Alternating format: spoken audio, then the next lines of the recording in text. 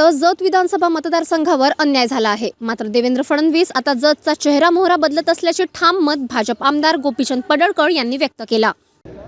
ज्या मायबाप जनतेने मला महाराष्ट्राच्या विधिमंडळामध्ये सन्मानानं काम करण्याची संधी दिली, तो जत मतदारसंघ क्रमांक 288 वा आहे। म्हणजे आपली विधानसभा 288 आमदारांची आहे, त्यातला शेवटचा क्रमांक आहे। दुर्दैवानं प्रस्थापित राज्यकर्त्यांनी गेली अनेक वर्ष जतवरती सातत्यानं अन्याय केला।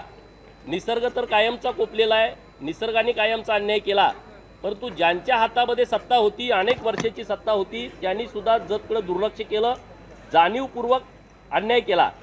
जतच्या लोकांनी फक्त प्रस्थापितांच्या कारखान्यावरती ऊस तोडला पाहिजे अशा भूमिकेतून त्यांनी जतकडे लक्ष दिलं नाही। परंतु जेव्हा 2014ला देवाभाऊ या राज्याचे मुख्यमंत्री झाले आणि जतचं भविष्य बदलायला लागलं, आता मी तुमच्याशी बोलत असताना जत तालुक्यातील 60 गावामध्ये मैशालचं पाणी पोचलेलं आहे, शेतकऱ्यांच्या बांधावरती पाणी आहे।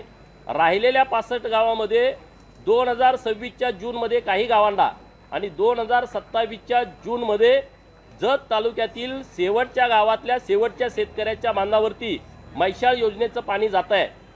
जत तालुक्याला दुष्काळी तालुका म्हणून बघितलं जातं, जत तालुक्याला मागासला तालुका म्हणून हिणवलं जातं, परंतु 2 वर्षाच्या नंतर या महाराष्ट्रातली कुणाची हिंमत होणार नाही की जत तालुका हा दुष्काळी तालुका आहे म्हणण्याची, जत तालुक्यामध्ये विकास झाला नाही म्हणण्याची।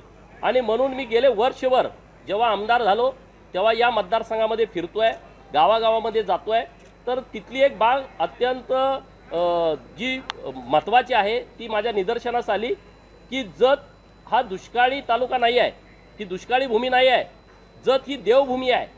कारण महाराष्ट्रामध्ये आणि देशामध्ये एका तालुक्यामध्ये एवढ्या मोठ्या प्रमाणामध्ये मंदिरं जतपेक्षा दुसऱ्या कुठल्या तालुक्यात असू शकत नाही असा माझा ठाम विश्वास आहे। कारण या तालुक्यामध्ये प्रभू रामचंद्रांचा या भागाला सहवास लाभलेला आहे।